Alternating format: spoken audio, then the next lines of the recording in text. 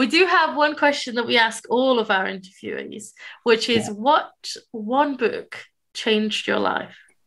Oh, yeah, no, that's a good one. I know you've listened to the podcast, so you should have Yeah. been expecting this. Well, I've sort of been a bit torn about which one to pick, really, but it would probably be. In fact, I've got it right here.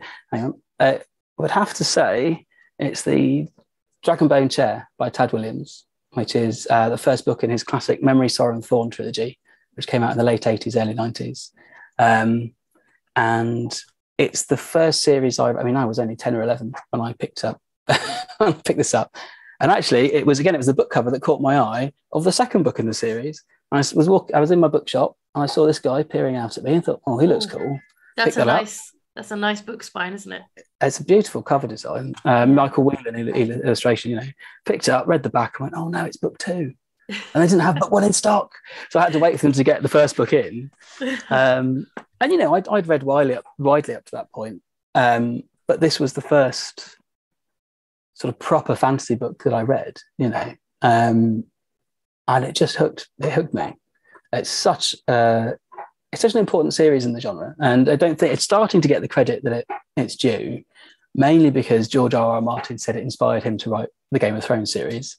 And off the back of that, a lot more people are discovering it now. But it really shifted what people were doing with fantasy. A lot of sort of Tolkien-esque stuff had been happening, and then it was a darker, more adult take on fantasy in a lot of ways, and it shifted the genre on a bit. And after that, I mean, it was a long wait from book 2 to book 3 coming out. Unfortunately, because it's huge. It's like one of the biggest books ever published in the English language. Again, I've got that here, and it's massive. It's printed on Bible paper. It's like massive. Oh my Angel Tower. goodness. It's huge. I can't remember how many. It's like 1,060 pages long or something. That would just put me off, to be honest with you. If I saw a book that was 1,000 pages, I would just think, I might buy it, it'll look nice on my shelf, but I'm never going to read it.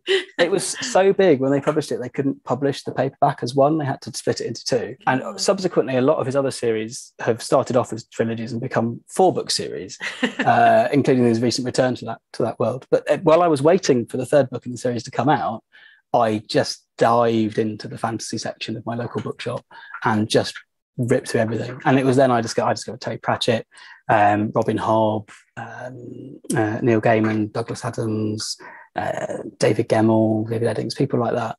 And that really proved the foundation in fantasy that led to me writing my own books all these years later.